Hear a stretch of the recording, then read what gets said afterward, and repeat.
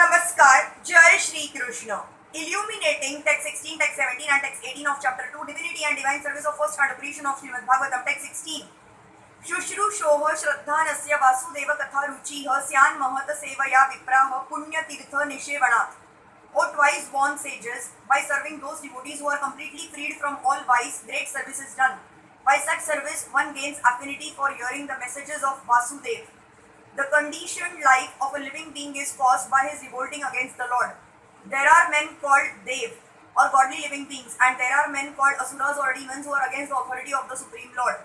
In the Bhagavad Gita 16th chapter, a vivid description of the Asuras is given, in which it is said that the Asuras are put into lower and lower states of ignorance life after life, and so sink to the lower animal forms and have no information of the absolute truth, the personality of Godhead.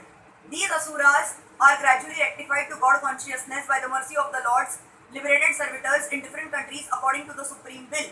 Such devotees of God are very confidential associates of the Lord, and when they come to save human society from the dangers of godlessness, they are known as the powerful incarnations of the Lord, as sons of the Lord, as servants of the Lord, or as associates of the Lord. But none of them falsely claim to be God themselves. This is a blasphemy declared by the Asuras, and the demoniac followers of such Asuras also accept pretenders as God or his incarnation. In the revealed scriptures, there is definite information of the incarnation of God. No one should be accepted as God or an incarnation of God unless he is confirmed by the revealed scriptures. The servants of God are to be respected as God by the devotees who actually want to go back to Godhead. Such servants of God are called Mahatmas or Tirthas, and they preach according to particular time and place.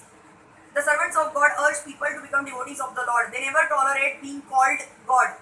Shri Chaitanya Mahaprabhu was God himself according to the indication of the revealed scriptures, but he played the part of a devotee. People who knew him to be God addressed him as God, but he used to block his ears with his hands and chant the name of Lord Vishnu. He strongly protested against being called God, although undoubtedly he was God himself. The Lord behaves so to warn us against unscrupulous men who take pleasure in being addressed as God.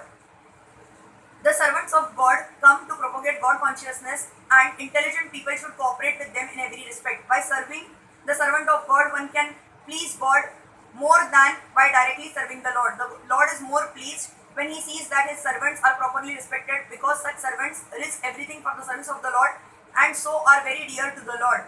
The Lord declares in the Bhagavad Gita 18.69 that no one is dearer to him than one who risks everything to preach his glory. By serving the servants of the Lord, one gradually gets the quality of such servants, and thus one becomes qualified to hear the glories of God. The eagerness to hear about God is the first qualification of a devotee eligible for entering the kingdom of God. Text 17. शृणवतां स्वकथाः कृष्णः पुण्यश्रवणकीर्तनः हृदयन्तः स्थो हयभद्राणि विधुनोति सुहृत्सताम्. Shri Krishna, the personality of Godhead, who is the Paramatma super soul in everyone's heart and the benefactor of the truthful devotee, cleanses desire for material enjoyment from the heart of the devotee who has developed the urge to hear his messages, which are in themselves virtuous when properly heard and chanted. Messages of the personality of Godhead Shri Krishna are not different from him. Whenever, therefore, often less hearing and glorification of God are undertaken, it is to be understood that Lord Krishna is present there in the form of transcendental sound, which is as powerful as the Lord personally. Shri Chaitanya Mahaprabhu in his Shikshastaka declares clearly that the holy name of the Lord has all the potencies of the Lord, and that he has endowed his innumerable names with the same potency. There is no rigid fixture of time, and anyone can chant the holy name with attention and reverence at his convenience. The Lord is so kind that he can be present before us personally in the form of transcendental sound, but unfortunately we have no taste for hearing and glorifying the Lord's name and activities. We have already discussed developing a taste for hearing and chanting the holy sound. It is done through the medium of service to the pure devotee of the Lord. The Lord is reciprocally respondent to his devotees. When he sees that a devotee is completely sincere in getting admittance to the transcendental service of the Lord and has thus become eager to hear about him, the Lord acts from within the devotee in such a way that the devotee may easily go back to him. The Lord is more anxious to take us back into his kingdom than we can desire. Most of us do not desire at all to go back to Godhead. Only a very few men want to go back to Godhead. But anyone who desires to go back to Godhead, Shri Krishna helps in all respects. One cannot enter into the kingdom of God unless one is perfectly cleared of all sins. The material sins are products of our desires to lord it over material nature.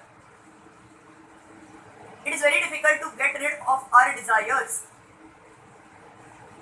Woman and wealth are very difficult problems for the devotee making progress on the path back to Godhead. Many stalwarts in the devotional line fell victim to these allurements and thus retreated from the path of liberation. But when one is helped by the Lord Himself, the whole process becomes as easy as anything by the divine grace of the Lord. To become restless in the contact of woman and wealth is an not astonishment, because every living being is associated with such things from remote time, practically immemorial, and it takes time to recover from this foreign nature. But if one is engaged in hearing the glories of the Lord, gradually he realizes his real position. By the grace of God, such a devotee gets sufficient strength to defend himself from the state of disturbances, and gradually all disturbing elements are eliminated from his mind. Text 18.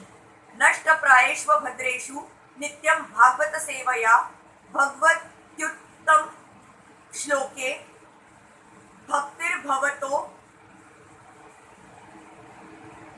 naishthiki. By regular attending in the lectures of the Bhagavatam, in classes, and by rendering of service to the pure devotee, all that is troublesome to the heart is almost completely destroyed, and loving service unto the personality of Godhead, who is praised with transcendental songs, is established as an irrevocable fact. Here is the remedy for eliminating all inauspicious things within the heart which are considered to be obstacles in the path of self-realization. The remedy is the association of the Bhagavatas. There are two types of Bhagavatas, namely the book Bhagavat and the devotee Bhagavat. Both of them are competent remedies, and both of them or either of them can be good enough to eliminate the obstacles. A devotee Bhagavat is as good as the book Bhagavat, because the devotee Bhagavat leads his life in terms of the book Bhagavat, and the book Bhagavat is full of information about the personality of Godhead and his pure devotees who are also Bhagavatas. Bhagavat book and person are identical. The devotee Bhagavat is a direct representation of Bhagavan, the personality of Godhead. So by pleasing the devotee Bhagavat, one can receive the benefit of the book Bhagavat. Human reason fails to understand how by serving the devotee Bhagavat or the book Bhagavat, one gradually gets promotion on the path of devotion. But actually these are facts explained by Srila Narad Dev, who happened to be a maid-servant's son in his previous life. The maid-servant was engaged in the menial service of the sages, and thus he also came into contact with them. And simply by associating with them and accepting the remnants of foodstuff left by the sages, the son of the maid-servant got the chance to become the great devotee and personality Srila Narad Dev. These are the miraculous effects of the association of Bhagavatas.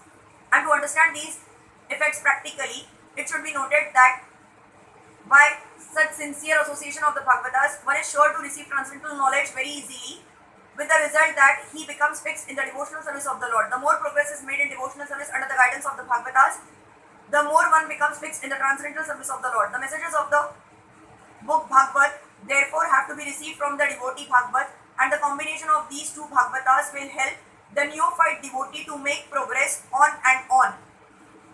Hare Krishna.